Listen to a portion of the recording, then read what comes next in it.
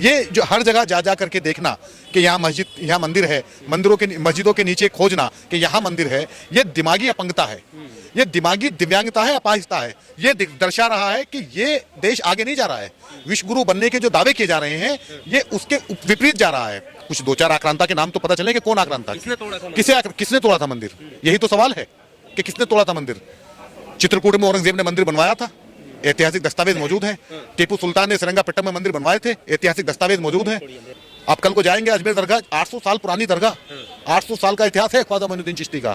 एक दो दिन का नहीं है, एक दो साल का नहीं है, एक दो सदी का नहीं है, 800 साल का इतिहास है। आप कह रहे हो कि ये मंदिर है? ये दिमागी फुहड़ता है, ये अज्ञानता है, क्या है ये? कुछ बताए ना सोच करके ये है क्या आखिर? जहां पर 800 साल से लोग जा रहे हो, 800 साल से जहां जिस दर को, जिस आस्थाने पर जा रहे हो, उससे पहले संभल 500 साल की मस्जिद, बदायूं वो मस्जिद, ज्ञानव्यापी की मस्जिद, काशी मथुरा, ये पूरा ये क्या है? पूरा का पूरा कायदे में तो वास्तविकता तो ये है कि जो इबादत गाहें हैं वो कब्जाई गई हैं मुसलमानों की।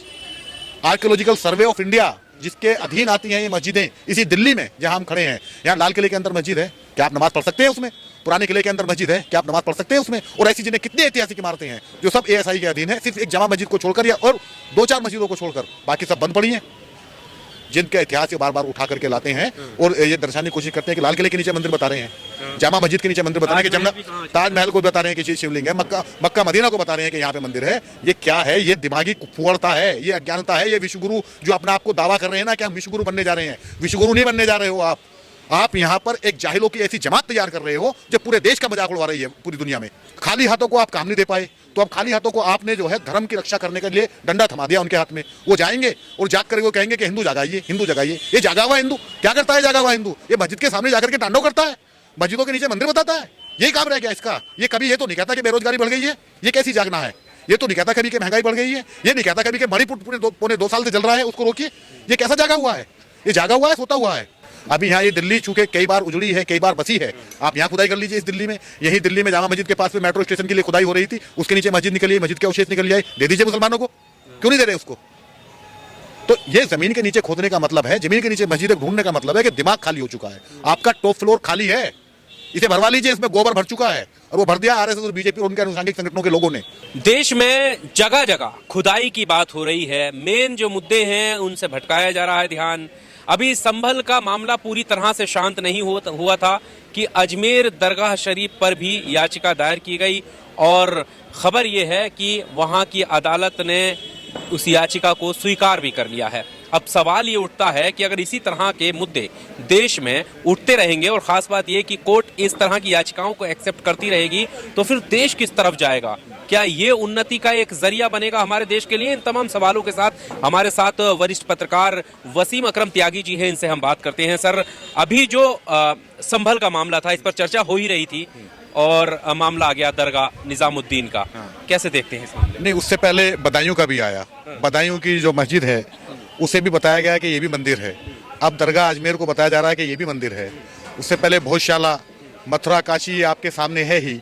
ये पूरा एक सिलसिला है और ये 35,000 तकरीबन 35,000 ऐसी इबादत गाहों की, दरगाहों की, जिसमें दरगाह शामिल है, जिसमें मस्जिदें शामिल हैं, उनकी एक लिस्ट है और ये पूरी लिस्ट मौजूद है। ये आपको हिंदुत्ववादी जो दक्षिणपंथी संगठन है ये उनके पास में मौजूद है। ये जो हर जगह जा जा करके देखना कि यहाँ मस्जिद, यहाँ मंदिर है, मस्जिदों के नीचे खोजना कि यहाँ मंदिर है, ये दिमागी अपंगता है, ये दिमागी दिव्यांगता है, अपाहिजता है। ये दर्शा रहा है कि ये देश आगे नहीं जा रहा है। विश्व गुरु बनने के जो दावे किए जा रहे हैं ये उसके विपरीत जा रहा है। उधर आगे बढ़ने की बात है, इधर पीछे हटने की बात है। जमीन के नीचे खोदने का मतलब है, मस्जिद के नीचे मंदिर बताने का मतलब है कि दिमाग खाली है, कि दिमाग में कुछ नहीं है। दिमाग क्यों खाली है? वो ये कह रहे हैं ना कि भाई जो आक्रांता आए थे इस देश में, उन्होंने हमारे मंदिरों को तोड़ा था, क्यों चेक ना करें? कौन आक्रांता? आक्रांता बताइए, कौन आक्रांता? कुछ 2-4 आक्रांता के नाम तो पता चले कि कौन आक्रांता? किसने तोड़ा था मंदिर? यही तो सवाल है कि किसने तोड़ा था मंदिर। चित्रकूट में औरंगजेब ने मंदिर बनवाया था, ऐतिहासिक दस्तावेज मौजूद है। टीपू सुल्तान ने श्रीरंगपट्टनम में मंदिर बनवाए थे, ऐतिहासिक दस्तावेज मौजूद है।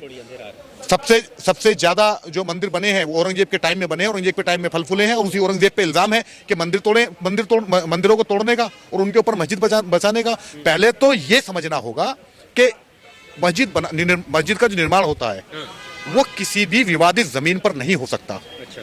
किसी भी विवादित जमीन यानी कि किसी भी विवादित जमीन पर मस्जिद का निर्माण हो ही नहीं सकता। फिर मंदिर तोड़कर मस्जिद बनाने की बात तो भूल ही जाइए। ये सख्त है, आप भी चूंकि इस बात को जानते हैं और बाकी सभी लोग जानते हैं, लेकिन ये एक कम्युनिटी को ये दर्शाने की कोशिश है कि तुम्हारे अधिकार नहीं है कुछ यहाँ पर, तुम यहाँ पर हमारे रहमो करम पर हो। हमारे रहमो करम पर जब मैं कहता हूँ, हमारे यानी कि बीजेपी और आरएसएस के रहमो करम पर हो। तुम इस देश की जो मेजोरिटी है उसके रहमो करम पर हो। संविधान इसके विपरीत है। संविधान ये कहता है कि हर नागरिक को सम्मान के साथ जीने का अधिकार है, उसे अपने धार्मिक कार्यों की प्रचार की आज़ादी है, अपने धर्म स्थल निर्माण करने की आज़ादी है, धर्म तबलीग की आज़ादी है, ये संविधान कहता है। उसके विपरीत ये सारे काम हो रहे हैं और जो इनके खिलाफ बोल रहा है उसे जो है हिंदू विरोधी, देश विरोधी नया शब्द इजाद किया गया। आक्रांता आए थे, कौन आक्रांता आए थे? किसको आक्रांता बोल रहे हो आप? इस देश में मूल निवासी कौन है? फिर सभी आक्रांता है। फिर तो जो इस देश का आदिवासी है उसके अलावा सभी आक्रांता है। फिर तो ब्राह्मण भी आक्रांता है, ठाकुर भी आक्रांता है, और जो शेख सैयद मुगल पठान है तो आक्रांता है ही नहीं, तो पहले से आक्रांता मान रहे हो। फिर बचा कौन इस देश का? सभी आक्रांता हो गए। सभी किसी न किसी, कोई पुर्तगाल से आया था, कोई चीन से आया था, कोई सेंट्रल एशिया से आया था। तो ये दिमागी अपंगता नहीं तो क्या है? आप संविधान की बात करते हैं, न्यायपालिका की बात करते हैं। जब न्यायपालिका के द्वारा कोई आदेश दिया गया है, सर्वे का ऑर्डर दिया गया है, तो क्या जरूरत है आपको बीच में खड़े होकर पत्थर बरसाने की? सर्वे नहीं हुआ क्या? न्यायपालिका ने आदेश दिया, पहले तो उस आदेश पे सवाल है। और ऐसा नहीं है कि क्रिटिसिज्म से आजाद है, आलोचना से आजाद नहीं है न्यायपालिका। नागरिकों के लिए है न्यायपालिका। तो वो आजाद तो है नहीं। उसके जजमेंट पे जब चूंकि निचली अदालत से न्याय नहीं मिलता, तभी तो ऊपरी अदालत में जाया जाता है, तभी तो हाईकोर्ट जाया जाता है। हाईकोर्ट से नहीं मिलता तो सुप्रीम कोर्ट में जाया जाता है। क्यों? फिर क्या करें कि निचली अदालतों का वजूद खत्म कर दें? नहीं होगा ना ऐसे। 2 घंटे के अंदर अंदर याचिका दायर होती है, 2 घंटे के अंदर फैसला आ जाता है, 2 घंटे के अंदर जो है उस पे सर्वे के आदेश हो जाते हैं और सर्वे हो भी जाता है। ये कहाँ का तुक है? मैंने किसी भी चीज पर दावा कर दिया, मैंने मिसाल के तौर पर मैंने आपके घर पे दावा कर दिया कि इस घर के, ये जो घर जो है मेरे घर को तोड़कर बनाया गया है, तो क्या मैं आपका पक्ष सुनूंगा कि नहीं सुनूंगा? अदालत आपका पक्ष सुनेगी कि नहीं सुनेगी, या सिर्फ आप मेरा पक्ष सुनकर, मेरे आरोप को सुनकर फैसला दे देगी? ये कहाँ का न्याय है? ये न्याय है? ये दर्शाने की कोशिश है कि यहां सब कुछ अब हमारी मर्जी से होगा। हमारी मर्जी से मतलब संविधान की मर्जी से नहीं। जो अघोषित अलिखित संविधान है, जो बेंच ऑफ थॉट है, जो सावरकर का संविधान है, जो गोलवालकर की थ्योरी है, सब उसके अकॉर्डिंग होगा। जो कहती है कि मुसलमानों को और ईसाइयों को अधिकार हमारी आज़ादी से मिलेंगे। यानी कि अगर वो चाहेंगे कि आप सांस लें तो तब आप सांस लेंगे। आप चाहेंगे कि वो चाहेंगे कि आप कपड़े पहने तो आपको कपड़े पहनने का अधिकार मिलेगा। वो चाहेंगे कि आप अपनी इबादत गाह को बनाएं, उसमें इबादत करें, तो तब आपको आज़ादी मिलेगी। ये गोलवालकर की थ्योरी है। ये वो थ्योरी, उस थ्योरी को यहाँ पे अप्लाई करने की कोशिश की जा रही है और ये पिछले कई सालों से इस कोशिश को किया जा रहा है और उसी का नतीजा है संभल। आप कल को जाएंगे अजमेर दरगाह, 800 साल पुरानी दरगाह, 800 साल का इतिहास है ख्वाजा मोइनुद्दीन चिश्ती का। 1-2 दिन का नहीं है, 1-2 साल का नहीं है, 1-2 सदी का नहीं है, 800 साल का इतिहास है। पूरी दुनिया में के लोग वहां पर आते हैं ज़ियारत करने के लिए। महारानी एलिजाबेथ जो यहाँ इंग्लैंड, जब यहाँ ब्रिटिश हुकूमत थी, उन्होंने वहां पर गई हैं, उन्होंने अपने दूत भेजे वहां पर। भारत का हर एक प्रधान मिनिस्टर वहां पर चादर रवाना करता है उर्स के मौके पर। आप कह रहे हो कि ये मंदिर है? ये दिमागी फुहड़ता है? ये अज्ञानता है? क्या है ये? कुछ पता है ना सोच करके ये है क्या आखिर? जहां पर 800 साल से लोग जा रहे हो, 800 साल से जहां जिस दर को, जिस आस्थाने पर जा रहे हो, उससे पहले संभल 500 साल की मस्जिद, बदायूं वो मस्जिद, ज्ञानव्यापी की मस्जिद, काशी मथुरा, ये क्या है पूरा का पूरा? कायदे में तो वास्तविकता तो ये है कि जो इबादत गाहें हैं वो कब्जाई गई हैं मुसलमानों की। आर्कियोलॉजिकल सर्वे ऑफ इंडिया जिसके अधीन आती हैं ये मस्जिदें, इसी दिल्ली में जहां हम खड़े हैं, यहाँ लाल किले के अंदर मस्जिद है, क्या आप नमाज पढ़ सकते हैं उसमें? पुराने किले के अंदर मस्जिद है, क्या आप नमाज पढ़ सकते हैं उसमें? और ऐसी जिन्हें कितनी ऐतिहासिक इमारतें हैं जो सब ASI के अधीन है, सिर्फ एक जामा मस्जिद को छोड़कर या और 2-4 मस्जिदों को छोड़कर बाकी सब बंद पड़ी हैं। वो कब्जाई गई है मुसलमानों की, उन्हें आज़ाद किया जाना चाहिए, लेकिन बताया जा रहा है कि मुसलमानों की मस्जिदों के नीचे मंदिर बने हुए हैं। ये क्या है?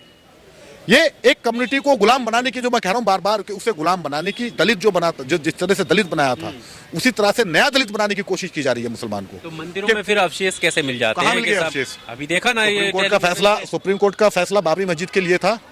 उसने कहा कि मंदिर तोड़कर मस्जिद नहीं बनाई गई थी। और आप कहीं भी, क्या उस वक्त में उलमा नहीं रहे होंगे जब ये मस्जिद बनी है?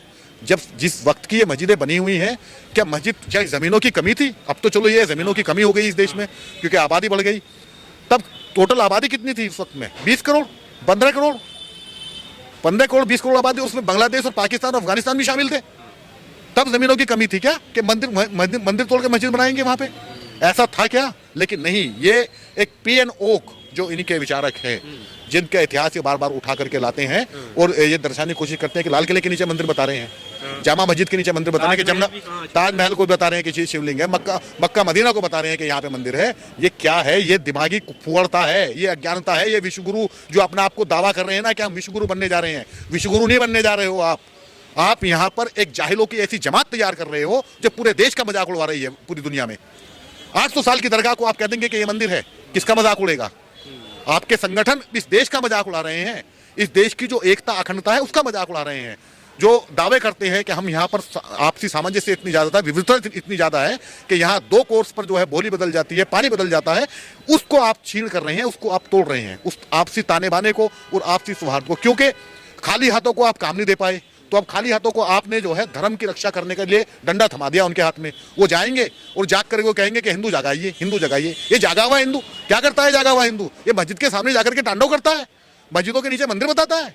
यही काम रह गया इसका। ये कभी ये तो नहीं कहता कि बेरोजगारी बढ़ गई है, ये कैसी जागना है? ये तो नहीं कहता कभी कि महंगाई बढ़ गई है, ये नहीं कहता कभी कि मणिपुर पूरे पौने 2 साल से जल रहा है, उसको रोकिए। ये कैसा जागा हुआ है? ये जागा हुआ है, सोता हुआ है।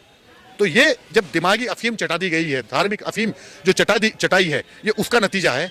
आपके सामने पूरी दुनिया देख रही है इसको, पूरा दुनिया में तमाशा हो रहा है। संभल में जो घटना घटी है, उनके जो अब जो पैरोकार हैं, जो मार दिए वो तो मार दिए, जो पैरोकारी कर रहे हैं उन्हें पुलिस धमका रही है। संभल के पीड़ितों के ऐसे बयान आए हैं, उनके घर वालों के, जो घायल लोग हैं, पुलिस ने उनसे कहा 10 लोगों के नाम बता दीजिए, तुम्हारी जान बख्श देंगे, फलाने के नाम बता दीजिए, तुम्हारी जान बख्श देंगे। तो ये पुलिस जो है, पुलिस अपने आप को क्या समझ रही है? क्या वो बीजेपी के कार्यकर्ता बन गई है? क्या वो बजरंग दल की कार्यकर्ता बन गई है? क्या उसे नहीं दिख रहा कि जिस संविधान को लेकर तुमने शपथ ली है, जिस संविधान की शपथ लेते हो तुमने कहा कि मैं बिना अनुराग और द्वेष के काम करूंगा, वो कहाँ कर रहे हो आप तो उसकी अवहेलना कर रहे हो, उसके खिलाफ जा रहे हो। तो ये इसको जितना जल्दी कंट्रोल किया जाए ये उतना जल्दी बेहतर रहेगा। नहीं तो अभी तो हम नारा लगा रहे हैं विश्वगुरु का, फिर दुनिया हम पे हंसेगी, दुनिया कहेगी कि वाजिब मोदी जी के शासनकाल में भारत ने इतनी तरक्की करी कि लोग गड़े मुर्दे उखाने लगे, बताने लगे कि मस्जिदों के नीचे मंदिर है। ये होगा इस देश की स्थिति। संभल का मामले को आप इस तरह देखते हैं जो जिस तरह से बाबरी का डिस्प्यूट बना रहा था? नहीं, ऐसा तो नहीं होगा और ना होना चाहिए। ऐसा नहीं होगा और होना भी नहीं चाहिए, क्योंकि फ्यूचर तो यह है कि अदालतों पर, न्यायपालिका पर भरोसा है कि निचली अदालत से तो उम्मीद नहीं रखनी, बेईमानी है। अभी जो सुप्रीम कोर्ट ने वापस सुप्रीम कोर्ट ने कहा हाई कोर्ट जाइए, अब हाई कोर्ट में देखते हैं क्या होता है। वहां से फिर सुप्रीम कोर्ट आना पड़ा तो वहां भी आएंगे, लेकिन स्थिति जो है वो इतनी पेचीदा बना दी गई है। इस कदर का एक आस्था थी, राम के नाम को बढ़ा करके, राम के नाम को प्रयोग कर करके बीजेपी सत्ता में आई। अब उसके अनुषांगिक संगठन के जो लोग हैं वो चाह रहे हैं कि इस काठ की हांडी को बार बार चलाया जाए। तो लोगों को समझना जरूरी है कि जमीन आज की नहीं है, ये मानव सभ्यता है। कोई बताता है कि 5 लाख पुरानी इतिहास है इस जमीन का, कोई बताता है 5000 साल पुराना इतिहास है, कोई नहीं जानता कितने साल पुराना इतिहास है। तो ये मानव सभ्यता यहाँ पर रही हैं, इससे पहले कोई और सभ्यता रही होगी। तो वहाँ पर खोदेंगे। आपके ये हड़प्पा और मोहनजोदड़ो जो है उनकी खुदाई में बताइए क्या निकला है वहाँ पर। तो जाकर के वहाँ दावा क्यों नहीं ठोकते उस पर कि वो क्या है, उसे बता दीजिए। अभी यहाँ ये दिल्ली चूंकि कई बार उजड़ी है, कई बार बसी है, आप यहाँ खुदाई कर लीजिए इस दिल्ली में। यही दिल्ली में जामा मस्जिद के पास में मेट्रो स्टेशन के लिए खुदाई हो रही थी, उसके नीचे मस्जिद निकली है, मस्जिद के अवशेष निकल जाए, दे दीजिए मुसलमानों को। क्यों नहीं दे रहे उसको?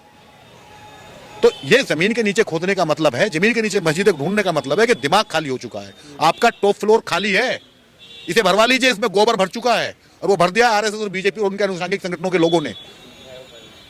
तो अभी जो हालात हैं, फाइनल कमेंट मैं आपसे लेना चाहता हूँ ये, क्योंकि कल एक वीडियो भी सामने आया न्यूज़ चैनल का जिस पर खुलेआम बैठकर बहस हो रही है, एक बात हो रही है। उसी चैनल के मालिक ये कहते हैं कि ये देश को जो है डुबो देगी है हिंदू मुस्लिम की बहस। तो आप इसको किस तरह से देखिए, क्या ये एक पैमाना है खत्म होने का, आखिरत कब है इसकी? नहीं, ये तो इनकी व्यूवरशिप चूंकि कम हो रही है लगातार, और ये अभी खत्म नहीं होगा जब तक यहाँ जाहिलों की संख्या ज़्यादा रहेगी, ये खत्म नहीं होने वाला। तो सवाल ये है कि इस संख्या को कैसे उभारा जाए। कभी भी जब आप रिकॉर्ड देखिए इस देश का, जब बीजेपी सत्ता में आती है, शिक्षा का बजट कम हो जाता है, क्योंकि उससे मतलब ही नहीं है। मतलब तो मस्जिदों के नीचे मंदिर बताने से है। कल को आपके घर के नीचे मंदिर बताएंगे, क्योंकि 33 करोड़ देवी देवताओं का वास होता है इस देश में, मुसलमान तो 25 करोड़ ही हैं, बाकियों की संख्या पूरी कर लेंगे ईसाइयों के घरों से। इसलिए बताते हैं, थोड़ी बताए थे, लिखा है इसलिए क्या बताते हैं ना। क्या क्या लिखा है? किताबों में लिखा है 1911 की जो किताब है, उसमें हाँ, लिखा है कि वहाँ पर मंदिर हुआ करता था। नहीं, लिखा है तो इसलिए मानते हैं। कल को हम लिख कर चले जाएं कुछ, और 100 साल बाद 1911 कब है, 800 साल कब है, 1200 कब हुआ, 1500 कब हुआ, 1911 कब हुआ, ठीक है। ये इस डिफरेंस को नहीं देख रहे हैं आप। ये इतना लंबा, जब किसी चीज को कब्जा ही गया, कोई कब्जा हुआ किसी भी चीज पे, मिसाल के तौर पे किसी भी चीज पे कब्जा हुआ, लोग तो कुछ मौजूद होंगे, फिर वो अगली पीढ़ी को बताकर जाएंगे, वो अगली पीढ़ी को बताकर जाएंगे कि ये इस तरीके से कब्जाई गई थी। उस वक्त में लोग नहीं होंगे क्या? जिस वक्त निर्माण हुआ उस वक्त में लोग नहीं होंगे। और जिस चैनल का आपने जिक्र किया, उसके जो संपादक हैं और मालिक हैं रजत शर्मा, जिन्होंने शुरू के दिन ही इस घटना की निंदा की, उसी चैनल पे ये मतलब कि मसीहा भी आप हैं, कातिल भी आप हैं, आप ही कह रहे हैं कि ये गलत हुआ। आपका दूसरा एंकर है, वो कह रहा है कि नहीं, मस्जिद तो वही है, मंदिर तो वही है, मस्जिद की जड़ में बना हुआ। तो ये आप खुद देखिए ना कि ये किस तरह का आपसी विरोधाभास है। यानी एक हाथ से मार रहे हैं, दूसरे से मरहम भी दे रहे हैं। एक आता है, वो कहता है कि नहीं ये गलत हुआ, दूसरा कहता है कि नहीं ये सही हुआ, तो दोनों को खुश कर रहे हैं। रजत शर्मा ने थोड़ा सा, क्योंकि लगातार बार बार उनको जिस तरह से ट्रोल किया गया, जिस तरह तबलीगी जमात के मामले पर उनका स्टैंड था, उसे लेकर जिस तरह की उनकी पत्रकारिता रही, तो कि कोरोना फैल रहा था, जमाती फैला रहे थे कोरोना, उस वक्त उन्होंने सोचा कि इसे जो है अब बराबर कर दीजिए, डैमेज कंट्रोल का वक्त आ गया। तो उसे उन्होंने क्या, बाकी दूसरे अपने जो कुलीग है उसको दे दी आज़ादी कि तुम जाकर के मस्जिद के नीचे मंदिर बताइए। तो ये पूरा एक खेल है, पूरा एक ड्रामा है। और ये सब कभी इन चैनल पर बहस नहीं होगी, कभी भी मणिपुर को लेकर कभी कोई बहस नहीं होगी, क्योंकि वहाँ पर मणिपुर में जो है एम फैक्टर नहीं है, कभी कोई बहस नहीं होगी। चाइना पे बहस नहीं होगी कभी भी। हाँ, मस्जिद के नीचे क्या है ये बहस हो जाएगी, ये बहस का मुद्दा है। ये है दिमागी अपंगता।